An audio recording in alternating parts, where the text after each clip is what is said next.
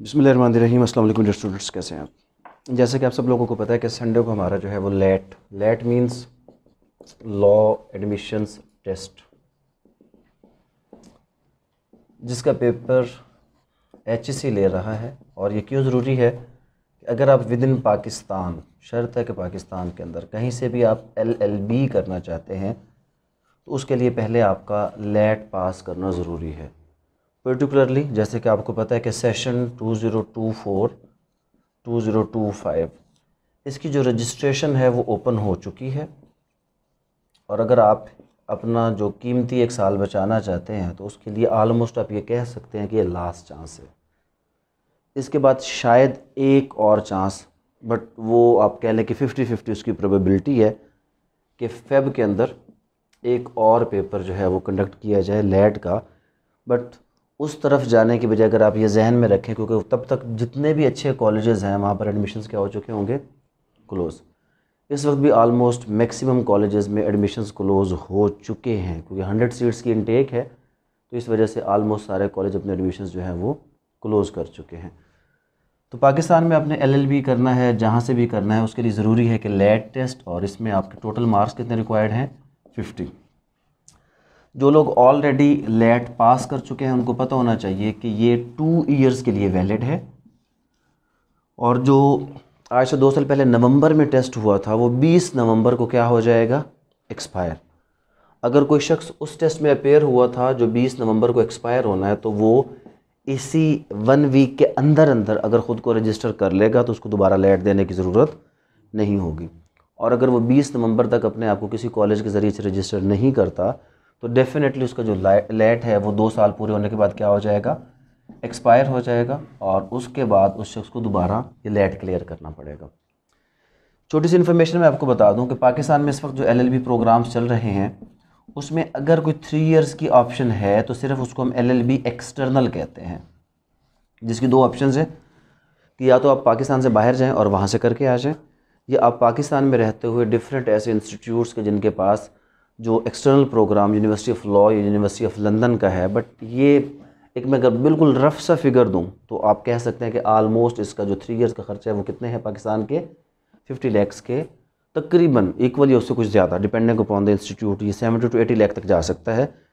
But minimum जो इसके charges आपके लिए होंगे वो राउंड अबाउट 50 लाख रुपीज़ होंगे 3 साल के, अगर कोई करना चाहता है तो। इसके बाद सेकेंड ऑप्शन LLB के लिए है विद इन पाकिस्तान।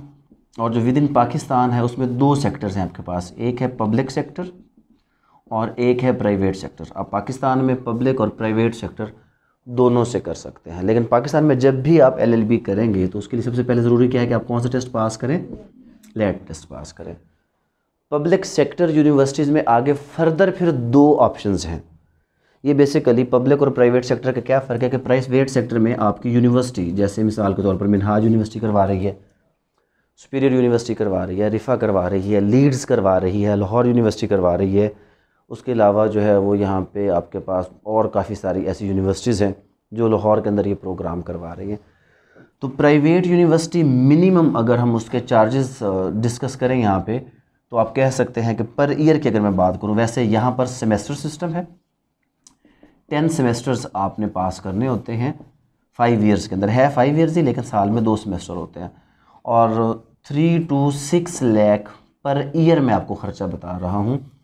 अगर आप किसी भी प्राइवेट यूनिवर्सिटी से करते हैं तो मिनिमम सालाना ख़र्चा कितना होगा आपका, 3 लाख, और ज़्यादा से ज़्यादा कितना होगा, 6 लाख। बट आपके पास जो डिग्री होगी वो प्राइवेट सेक्टर यूनिवर्सिटी की होगी। वो अगर सुपीरियर करवाएगा तो अपनी डिग्री देगा, रिफ़ा करवाएगा तो अपनी डिग्री देगा, लीड्स करवाएगा तो वो अपनी डिग्री देगा। On the other side public sector में आपके पास 2 ऑप्शंस हैं। एक तो गवर्नमेंट की यूनिवर्सिटीज़ हैं जो नॉर्मली डिविजनल लेवल पर कायम है, जैसे लाहौर के अंदर पंजाब यूनिवर्सिटी, मुल्तान के अंदर आपके पास बहुद्दीन ज़करी यूनिवर्सिटी, उसके बाद IUB इस्लामी यूनिवर्सिटी बहावलपुर। इस तरह पूरे पाकिस्तान में Karachi university, Peshawar university, Balochistan university जो गवर्नमेंट की यूनिवर्सिटीज़ हैं, एक तो ये सेक्टर आपके पास मौजूद है कि जो पब्लिक, इनकी जो फ़ी है वो नॉर्मली कम होती है। आप कह सकते हैं कि अगर मैं कंप्लीट 1 ईयर की फ़ीस बताऊं तो आलमोस्ट ये 1 लाख के राउंड अबाउट बन जाएगी, क्योंकि कुछ पब्लिक सेक्टर यूनिवर्सिटी सेमेस्टर में प्रोग्राम्स करवा रही हैं और कुछ किस में करवा रही हैं, एनुअल में। बट उनके जो एग्ज़ाम फ़ीस और एट्सट्रा मिलाने के बाद ऑलमोस्ट पब्लिक सेक्टर यूनिवर्सिटी आपको 1 लाख में उसका हो जाएगा पर ईयर। लेकिन इसके लिए कोई कह सकते हैं कि 80% प्लस आपके जाके मार्क्स बने तब। और वो 80% मेरिट कब बनेगा? जब आपका इंटरमीडिएट, अगर कोई शख्स ऐसा है जिसका 80% प्लस है और उसके बाद वो लेट में भी ऑलमोस्ट 70% प्लस नंबर ले, उसका एजुकेशनल बैकग्राउंड अच्छा हो, तो वो ये सोचे कि वो शायद किसी ऐसी यूनिवर्सिटी की लिस्ट में आ सकता है। अदरवाइज़ इनके मेरिट्स हमेशा क्या होते हैं? हाई होते हैं। फिर पब्लिक सेक्टर की ही डिग्री मिलेगी लेकिन एफिलिएटेड कॉलेज से। जैसे अब हमारे पास लेजेंड्स लॉ कॉलेजेस हैं, तो ये बेसिकली क्या हैं? ये किस में फॉल करते हैं? एफिलिएटेड कॉलेजेस, जो किसके साथ एफिलिएट हैं? Public sector university. तो पब्लिक सेक्टर यूनिवर्सिटी चाहे आप एफिलिएटेड कॉलेज से करें चाहे आप उस इदारे से करें, डिग्री क्या होगी? हमेशा सेम। अगर आप लाहौर से करेंगे किसी भी कॉलेज से जो एफिलिएट होगा, तो डिग्री आपको किस यूनिवर्सिटी की मिलेगी?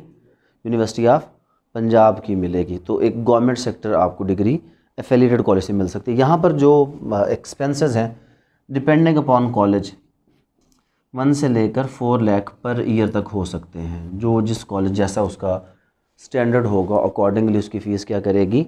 वेरी करेगी। ये इस वक्त आपके पास पाकिस्तान में LLB के ऑप्शंस मौजूद हैं एक फ़ीस स्ट्रक्चर के साथ भी। अब अगला क्वेश्चन आता है सर वो एज लिमिट। अगर आप यहाँ पर चले गए तो बिल्कुल क्लियर कर लें, नो एज लिमिट है, नो लेट रिक्वायर्ड है, और उसके बाद यहाँ पर किसी किस्म का कोई सेशन गैप, एक मैं आपको समझाता हूँ, कोई इशू नहीं है। यानी कि ये जो पैसे वाला बंदा वो बड़े आराम के साथ डिग्री कर सकता है पाकिस्तान में बैठे हुए, अपने घर में बैठे हुए। जब आप पब्लिक सेक्टर में आते हैं, यहाँ पर भी प्राइवेट सेक्टर में भी आलमोस्ट आप कह लें कि 90% यूनिवर्सिटीज़ लेट के अलावा सबको दाखिला देते हैं। बट कुछ यूनिवर्सिटीज़ हैं जैसे मिनहाज है, वो 5 साल का सेशन गैप अलाउ करती है। ये सेशन गैप क्या होता है? सेशन गैप का मसला ये होता है कि जैसे पंजाब यूनिवर्सिटी के रूल्स हैं कि अगर किसी शख्स ने लास्ट 5 ईयर्स के अंदर अपना इंटरमीडिएट पास किया है तो जस्ट उसको दाखिला मिल सकता है, हर बंदे को दाखिला नहीं मिल सकता। मतलब अगर आप लोगों में से किसी का इंटरमीडिएट 2020 या उससे ज़्यादा पुराना होगा, 20 तक का तो एक्सेप्टेबल हो जाएगा। अगर उससे ज़्यादा पुराना हुआ तो आपको पंजाब यूनिवर्सिटी में दाखिला नहीं मिल सकता। इसको सेशन गैप कहते हैं। मिनहाज भी ऐसे ही रूल उसने अपने लिए बनाया हुआ है, लेकिन ये प्राइवेट कॉलेजेस में सिर्फ़ और सिर्फ कहाँ पे है? पंजाब यूनिवर्सिटी। अगर आप इस्लामी यूनिवर्सिटी बहावलपुर चले जाएंगे तो वहाँ पे अगेन ना तो कोई एज लिमिट है और ना ही कोई सेशन गैप। अगर कोई इशू है तो वो कौन सा है? लेट। तो पाकिस्तान में आपको टेस्ट देने के लिए सबसे पहली ज़रूरी चीज़ क्या है? लेट। और इसकी कोई अटैम्प्ट्स नहीं होती, आप चाहे 10, 20, 30, 40 अटैम्प्ट दे लें, कोई किसी किस्म का इशू नहीं है। एक साल में आलमोस्ट आपको पता है कि 4 से 5 बार लेट का जो टेस्ट है वो होता है, और आप हर बार भी इसमें अपेयर होना चाहें तो हो सकता है। लेकिन ये जो सेशन है इसकी इस वक्त जो आखिरी डेट है वो 6 जन है। यानी कि अगर आप एक जनरल रूटीन में इस लेट को पास करें तो आपका रिज़ल्ट 6 जनवरी से पहले पहले आ जाएगा और आप इस सेशन में किसी भी जगह पर दाखिला ले सकते हैं। लेकिन जो पब्लिक सेक्टर यूनिवर्सिटीज़ हैं आलमोस्ट सबका दाखिला क्लोज़ हो चुका है। इंटरनेशनल इस्लामिक यूनिवर्सिटी का दाखिला क्लोज़ हो चुका है, PU का दाखिला क्लोज़ हो चुका है। मैक्सिमम यूनिवर्सिटीज़ अपना दाखिला क्या कर चुकी हैं? क्लोज़। लिस्ट वगैरह फाइनल अभी उनकी वो हो रही हैं, लेकिन प्राइवेट कॉलेजेस अभी तक जो है वो दाखिले दे रहे हैं, जो कि कब एंड हो जाएंगे? 6 जनवरी।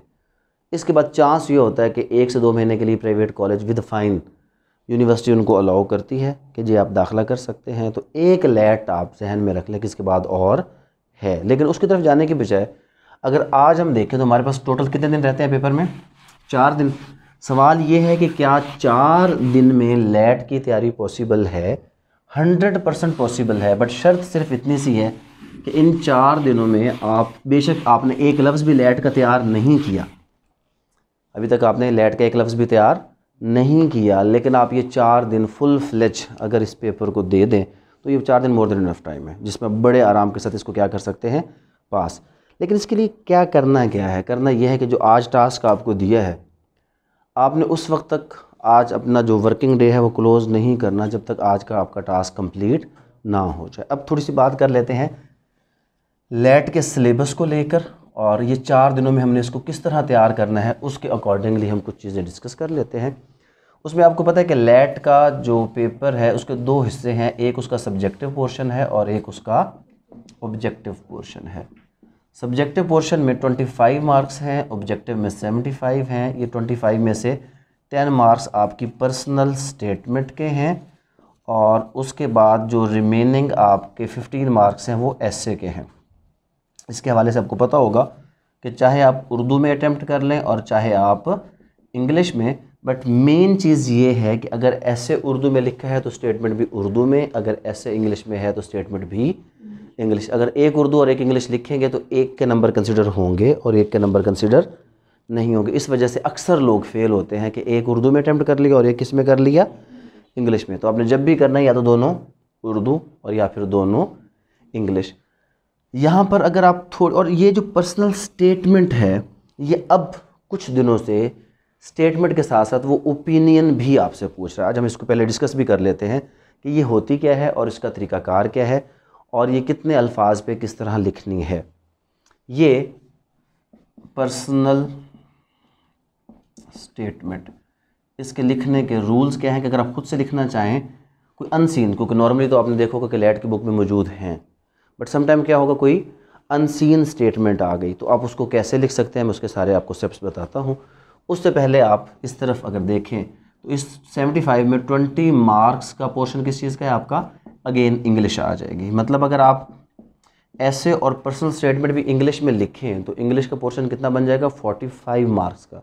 तो most important portion automatically almost half of the paper वो आपका इंग्लिश हो जाएगा अगर आप ऐसे और पर्सनल स्टेटमेंट भी किस में लिखें। और अगर आप उर्दू में लिखें तो फिर उर्दू के क्योंकि जनरल मार्क्स कितने हैं, 10 हैं, तो इस तरह फिर उर्दू ज़्यादा इंपॉर्टेंट हो जाएगा अगर आप ऐसे और स्टेटमेंट को किस में लिखें, उर्दू में। इंग्लिश के जो 20 मार्क्स हैं इसमें सिर्फ 3 चीज़ें हैं आपके पास, लेकिन कुछ दरमियान में पेपर्स ऐसे हैं जिसमें वो उन 3 जो है उन चीज़ों से आर्टिकल से ज़्यादा बाहर निकल गया। जनरली इसमें जो चीज़ें आती हैं वो एक क्वेश्चन आपका प्रेपोजिशंस का आता है, उसके बाद एक जो क्वेश्चन आपका वो सिनोनिम और एंटोनिम का आता है कि जी आप एंटोनिम्स बताएं और सिनोनिम्स बताएं। तो उसमें ये 3 चीज़ें आमतौर पर, बट कभी कभी इसको डू एज डायरेक्टेड में ले जाता है। डू एज डायरेक्टेड का मतलब क्या होता है कि वो कोई एक्टिवाइज दे देता है, उसका पैसे पूछ लेता है, कोई उसमें पार्ट्स ऑफ द स्पीच, लेकिन वो है गलत। ज़्यादातर चांस क्या है कि आपके पास 7 to 8 मार्क्स की क्या चीज़ आ जाएगी, प्रेपोजिशन। इनको आसान बनाने के लिए मैं आपको एक प्रेपोजिशन का चार्ट दे दूंगा। अगर आप उस पर कोई ऑलमोस्ट 100+ प्रेपोजिशंस हैं वो टेस्ट की सूरत में आपको कल मिल जाएंगी। अगर आप उसकी प्रैक्टिस कर लें तो 4 to 5 प्रेपोजिशन तो एज इट इज़ आ जाएंगी, और थोड़ी सी अगर कोई बंदा ज़्यादा एफर्ट कर लेगा तो ये सारी की सारी प्रेपोजिशंस आपके मैक्सिमम जो क्वेश्चंस हैं वो ठीक हो जाएंगे। सिनोनिम और एंटोनिम आते हैं, इसका 2 तरीक़ों, तो क्योंकि इसमें जो वोकेबलरी होती है जनरली थोड़ी सी अनसीन किस्म की होती है, बट कुछ लफ्ज़ ऐसे होते हैं जो आपने क्या किए होते हैं, देखे होते हैं। अगर आप हमारी जो लैट की बुक है वो देखें तो ऑलमोस्ट जितने पास पेपर आए हैं वो सारी हमारी बुक से ही हैं। तो किसी ने अगर उसको थॉरोली कर लिया तो उसके लिए इतना मुश्किल नहीं होगा इसको करना, क्योंकि जो वोकेबलरी जिस लेवल की वहाँ पे रिक्वायर्ड है वो अभी नया एडिशन आपने शायद देखोगा। है किसी के पास नया एडिशन अभी लैट का, जो भी न्यू एडिशन रेड कलर वाले का है ना, ये ओल्ड एडिशन है बेटा, न्यू एडिशन जो अब आया है हमारा। तो उसमें जो आप सिनोनिम एंटोनिम देखेंगे तो ऑलमोस्ट सारे के सारे अपडेटेड हैं, लास्ट पेपर तक उसमें हर चीज़ अपडेटेड मौजूद है। उसके बाद जो आपका उर्दू है, उर्दू में भी 2 चीज़ें हैं, एक तो ग्रामर के हवाले से मैं आपको एक चार्ट दे दूंगा। आम तौर पर वो चार्ट ही आपके 3 to 4 नंबर्स, और उसके अलावा वो इसमें क्या दे देता है, कभी इसमें वो आपसे वाहिद जमा पूछ लेता है कि बताएं वाहिद जमा क्या है, कभी वो मुतज़ाद अल्फाज का पूछ लेता है, कभी वो आपसे मुतरादिफ का पूछ लेता है। ज़्यादातर ये क्वेश्चन देता है कि बताएं कि ये लफ्ज़ ग्रामर की रूह से क्या है। उसमें इसमें मारफा, इसमें नकरा और ये तमाम चीज़ें जो बेसिक ग्रामर का पोर्शन है वो आपका तैयार उसमें होना चाहिए। अब ये हम यहाँ पे कैसे करेंगे, क्योंकि हमारे पास टोटल टाइम कितना रहता है, 4 डेज़ का। तो एक दिन हम किसको दे देंगे प्रॉपर तरीके से, इंग्लिश को। उसमें मेनली जो मेरे पढ़ाने की चीज़ है वो प्रेपोजिशंस हैं, और जो सिनोनिम एंटोनिम है वो डेफिनेटली किसने याद करने हैं, वो आप लोगों ने याद करने हैं। एक दिन हम किसको दे देंगे, उर्दू का एक चार्ट यहाँ पे बना देंगे ताकि आपके लिए ये चीज़ आसान हो जाए। और एक वो पोर्शन जो सब लोगों को मुश्किल लगता ज़रूर है बट वो इंतहाई ईजी है, मैथ्स। 3 क्वेश्चंस मैथ्स में बिल्कुल आसान, इतने आसान कि आपकी सोच से ज़्यादा आसान। जिसको बेसिक मैथ, जिसने मैट्रिक तक पढ़ा वो इसको कर सकता है, लेकिन अक्सर लोग उसको गलत करके आ जाते हैं, कुछ लोग इसको पढ़ते नहीं हैं, समझते नहीं हैं। तो एक हमारा हाफ डे हम किसको देंगे, मैथ्स के 5 नंबर्स को। उसके बाद हमारे पास आ जाता है इस्लामियात। इस्लामियात के कितने मार्क्स हैं आपके 10, और फिर एक बड़ा पोर्शन वो किसका है जीके, जो कितने मार्क्स है उसके 20 मार्क्स के लिए मैंने आपको 20 डिफरेंट जो है वो आइटम्स पढ़ाने हैं। मतलब एक सवाल कंफर्म कहाँ से आना है, वर्ल्ड ऑर्गेनाइजेशन से, एक सवाल कहाँ से आना है, वर्ल्ड स्पोर्ट्स से, एक सवाल करेंसी और कैपिटल से। हमने उसको हेड्स में डिवाइड कर देना है और हर एक हेड को क्या करना है 15-15 मिनट में पढ़ेंगे। तो ऑलमोस्ट एक पूरा दिन लगेगा, बट उसमें हमारा कौन सा पोर्शन तैयार हो जाएगा, जीके का पोर्शन तैयार हो जाएगा। इसी तरह इस्लामियात के भी डिफरेंट हेड्स हैं। अरकान इस्लाम में से सवाल ज़रूर आता है, आप सल्लल्लाहु अलैहि वसल्लम की मक्की ज़िंदगी, मदनी ज़िंदगी, सहाबा कराम। तो ये बेसिकली उन जो है वो हम स्लॉट्स में डिवाइड करके इसको यहाँ पे पढ़ेंगे। ये टोटल हमारे कितने मार्क्स बन जाते हैं 20 और 30, 35, 45 और ये कितने हो गए जनाब हमारे 65। बाकी कितने नंबर रह गए 10 नंबर, वो है पाक स्टडी। अगर आप लोग पाकिस्तान स्टडी के हवाले से, जिसने Pakistan study on finger tips का लेक्चर सुना आप लोगों ने, Pakistan study on finger tips एक लेक्चर है मेरा 1 आवर का, जिसने वो सुन लिया, ये ऑलमोस्ट 9 सवाल 8 सवाल क्या आएंगे, जस्ट उसी में से आएंगे। जिसने नहीं सुना उसको मैं भी अलाउ करवा देता हूँ। Pakistan study on finger tips, इसी तरह इस्लामियत, इसके शॉर्ट लेक्चर्स ऑलरेडी मौजूद हैं। कुछ हम आपको वो भिजवा भी देते हैं और साथ साथ क्या कर देते हैं, इसको यहाँ पे क्लास में बाकायदा तरीके से 2 to 3 आवर्स डेली बेस पे हम ये पढ़ भी लेते हैं। और क्योंकि आप ऑलमोस्ट अपनी तैयारी क्या कर चुके हैं, कंप्लीट कर चुके हैं ना। यहाँ पे जैसे आज पेपर हुआ है, अगले 4 दिन आपका लगातार एक क्या होता रहेगा पेपर, 100 मार्क्स का बाकायदा तौर पे आपका डेली बेस पे एक जो पेपर है वो इंशाल्लाह कल से हम कंडक्ट कर रहे हैं। आज तो कंडक्ट हो गया, आगे जो है वो पेपर आपका एक एक हम कंडक्ट करते रह जाएंगे। अभी मैं आपको रूल्स बता देता हूँ पर्सनल स्टेटमेंट के हवाले से, कि जो पर्सनल स्टेटमेंट अगर अनसीन आ जाए, अगर तो कोई ऐसी पर्सनल स्टेटमेंट आती है कि जो ऑलरेडी आप पढ़ चुके हो, तो डेफिनेटली आप लोगों के लिए आसान होगा। अच्छा, इसमें अक्सर ये भी होता है कि जो आपने ऐसे पढ़ा है, समटाइम्स वो टॉपिक होता है और आ किस में जाता है, स्टेटमेंट में। आपको ऐसे तो याद है बट उसकी स्टेटमेंट याद नहीं। अगर आप एज इट इज़ लिख के आएंगे तो फिर मार्क्स नहीं मिलेंगे, क्योंकि स्टेटमेंट का पहला रूल क्या है कि जो आपकी स्टेटमेंट है ये हमेशा होती है फर्स्ट पर्सन में। सबसे ये इस चीज़ के अंदर अगर आप इसको प्रॉपर लिखें तो 3 से 4 नंबर सिर्फ इस पॉइंट पे आपको इजाफी मिल जाएंगे। फर्स्ट पर्सन का मतलब क्या होता है कि पर्सनल स्टेटमेंट है, आपने अपने बारे में बताना है। तो आप फर्स्ट पर्सन यानी कि इसको जब भी इसका जो रिप्लाई देंगे वो आई के साथ देंगे या वी के साथ देंगे।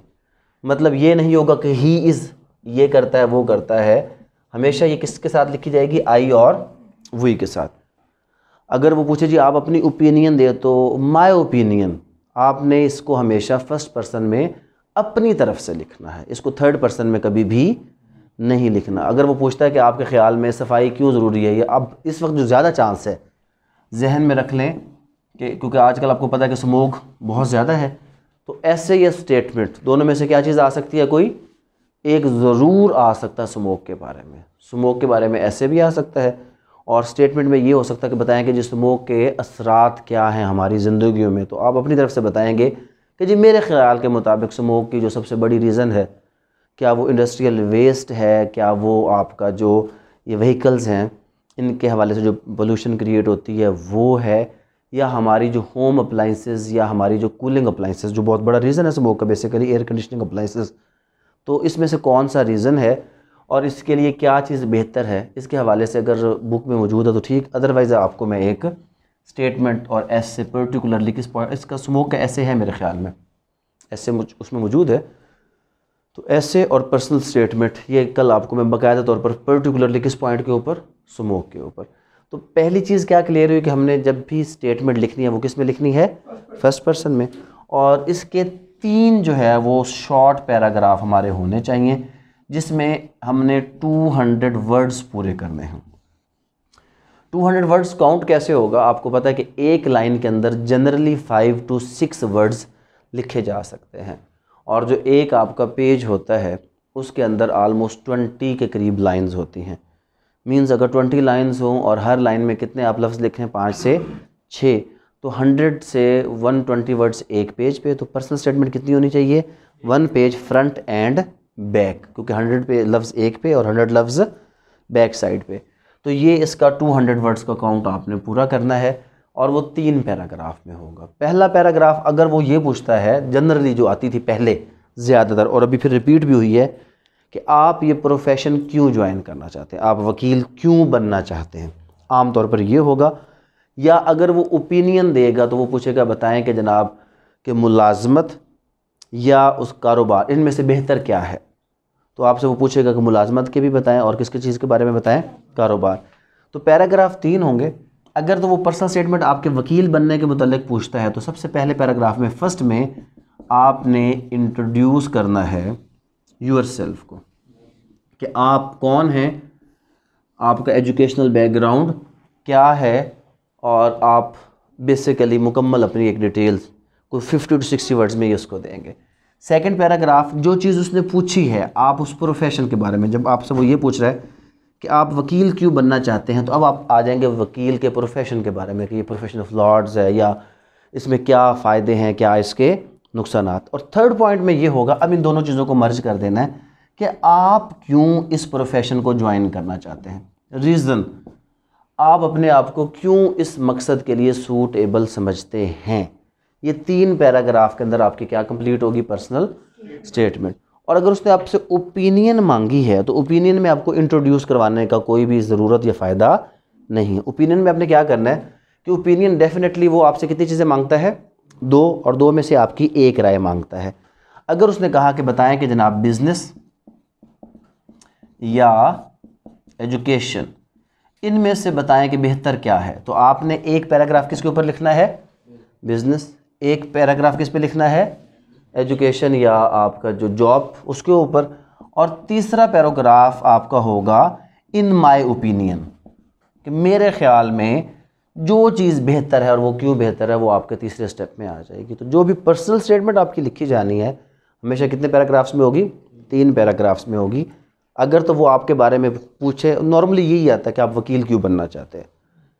इसके 4 सैम्पल स्टेटमेंट बुक के अंदर मौजूद हैं, जिसमें से कोई भी एक सैंपल जो आपको सूटेबल लगता है वो आप इसमें लिख सकते हैं। यहाँ पर हम अपना इस प्रोफेशन के साथ जो इंस्पायरेशन है उसका जिक्र ज़रूर करते हैं कि आप अगर वकील बनना चाहते हैं, इंस्पायर किससे हुए, क्या कोई आपका रिलेटिव लॉयर है, जज है, भाई है, कज़न है, आप उसके बारे में थोड़ा सा बताते हैं कि जनाब जब मैं अपने फादर को, अपने मैं अंकल को कोर्ट जाते देखता हूँ यूनिफॉर्म में, मैं उसको परफॉर्म करते देखता हूँ एज अ जज, तो मुझे उनको देखकर ये शौक़ हुआ कि मुझे भी इस प्रोफेशन की तरफ आना चाहिए।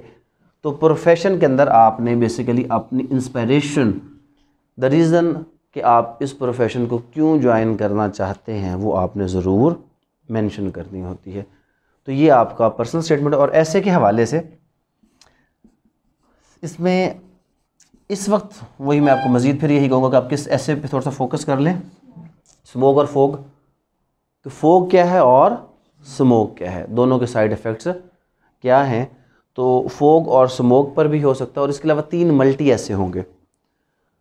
जनरली वो 3 मल्टी ऐसे में से कोई एक ऐसे आपके पेपर में रिपीट होता है, जिसके अंदर एक किसके हवाले से, साइंस एंड टेक्नोलॉजी के हवाले से है कि साइंस और टेक्नोलॉजी में से कौन सी चीज़ बेहतर है, कौन सी चीज़ बेहतर नहीं है। और सोशल ईवल्स बड़ा कॉमन एक ऐसे, जिस सोशल ईवल्स आप उसमें देखेंगे तो उसमें लॉ गेट इस लेट वाली बुक में भी होगा आपका, सोशल ईवल के एक ऐसे होगा जो 25 ऐसे, करप्शन है और इस किस्म के जितनी भी चीज़ें हैं, कोई ब्राइबरी है या ये प्राइस राइजिंग का मामला आ जाएगा। तो जितने भी सोशल ईवल हमारे प्रिवेल कर रहे होते हैं उसके ऊपर वो जो आपका मल्टी ऐसे है उसके ऊपर लेक्चर ऑलरेडी रिकॉर्डेड है, वो मैं आपको सेंड भी कर दूँगा, और मेरे ख्याल में आप लोगों ने पढ़ लिया होगा। अगर नहीं पढ़ा तो मैं कल आप लोगों को वो पढ़ा भी दूँगा।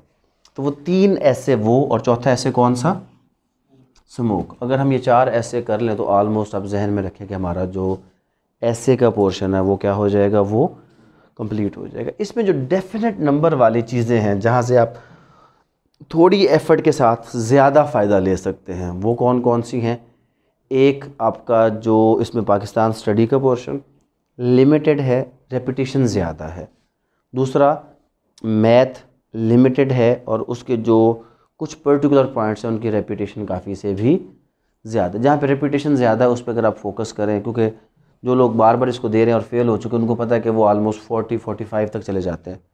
तो फ़र्क किस चीज़ का है? 4 से 5 नंबर का। तो किसी एक सब्जेक्ट की हुई मेहनत आपको वो 4 से 5 नंबर के सब्जेक्ट का जो गैप है उसको क्या कर सकती है? कवर कर सकती है।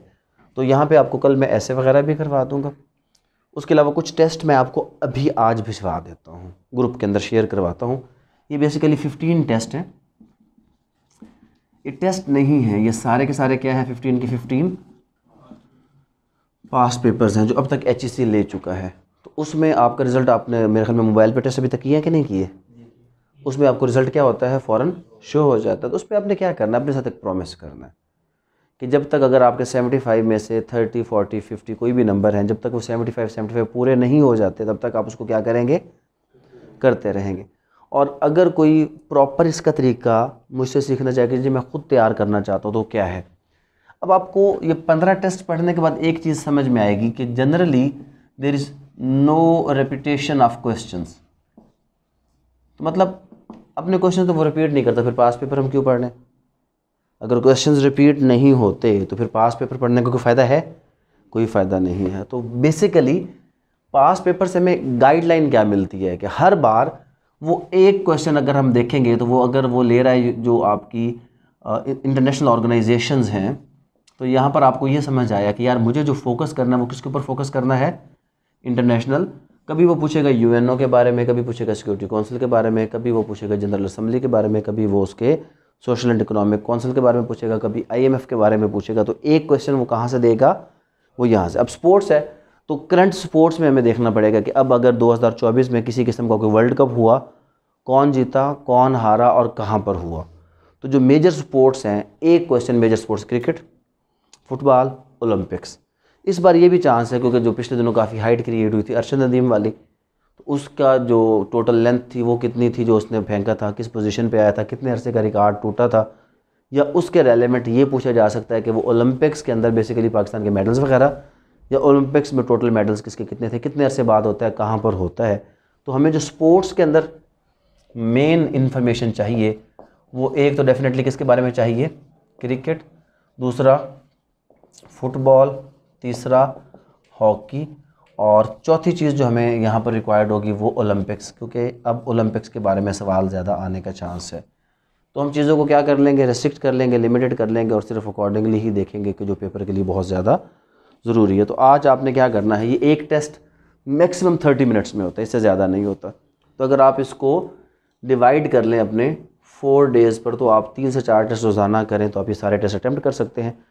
और जब कोई एक सवाल वो पूछे आपसे, for example currency of Japan, तो आपने 4 से 5 ममालिक की करेंसी उसके साथ ही याद करनी है कि अच्छा जी जापान की करेंसी ये है, सऊदी अरब की क्या है, ईरान की क्या है। तो उसमें आप देखेंगे कि हो सकता है अगला जब आप टेस्ट पढ़ें उसमें वो जापान की बजाय चाइना की करेंसी पूछ ले, अफ़गानिस्तान की करेंसी पूछ ले। एक क्वेश्चन जैसे आप सब लोगों को पता होगा कि अमेरिका के प्रेसिडेंट, एक क्वेश्चन GK में ज़रूर अमेरिका के प्रेसिडेंट का आता है। अब दोबारा फिर कौन बना? Donald Trump. नंबर कौन सा उसका? 47। तो ये क्वेश्चन एक तो कंफर्म यहाँ से आना है कि जी उसका नंबर कौन सा है? 47 है। किस टाइम पे बना है? सेकंड टाइम पे, एक बार पहले बना था, उसके बाद एक बार अब फिर बन गया कि अमेरिका का करंट प्रेसिडेंट कौन है, उसका इलेक्शन कब हुआ था। ये सारी बातें आपसे पूछी जा सकती हैं, एक question relating to the American president. तो हम इस तरह डिवाइड कर कर ही इसको चलेंगे ताकि आप लोगों के लिए थोड़ा सा क्या हो जाए, आसान हो जाए। अब कल का आपका टास्क क्या है? कल आप अपने तौर पर क्या करके आएंगे? 3 मल्टी ऐसे जो आपके लैड की बुक में मौजूद हैं विदाउट एनी कंप्रोमाइज़, वो इस तरह तैयार हों कि जो वाकई इख्तियार करने का, अगर उर्दू है तो उसकी उर्दू भी दी हुई है, अगर इंग्लिश है तो उसकी इंग्लिश भी वहाँ पर मौजूद है। तो आपके जो तीनों मल्टी ऐसे हैं वो कल मैंने 3 के 3 ही लिखवाने हैं। उसमें ये नहीं है कि कोई एक दूंगा, बल्कि टाइम होगा 30 मिनट्स, टोटल टाइम होगा आपका 90 मिनट्स का, और 90 मिनट्स में आपने 3 के 3 जो ऐसे हैं, सुबह जैसे ही आप आएंगे आपका फर्स्ट टेस्ट। और मैं इतनी आपको श्योरिटी दे सकता हूँ कि ये जो आपके नेक्स्ट 4 डेज़ हैं कल से आगे, अगर आप मॉर्निंग टू इवनिंग प्रॉपर तरीके से इसको टाइम दे लें तो ये इंशाल्लाह 100% आपका पास। जब टाइम लिमिटेड हो और हमें अपने गोल्स क्लियर नज़र आ रहे हों तो फिर हमें क्या करना चाहिए? फोकस्ड हो जाना चाहिए। तो अगर आप फोकस्ड हो जाएं तो अगले 3 से 4 दिनों में बड़े आराम के साथ हम इसको क्लियर कर सकते हैं। यहाँ तक अगर कोई क्वेश्चन पूछना चाहते हैं तो वो आप पूछ लें ताकि वो मैं क्लैरिफाई कर दूँ। जी, मल्टी एस्टर में कौन कौन से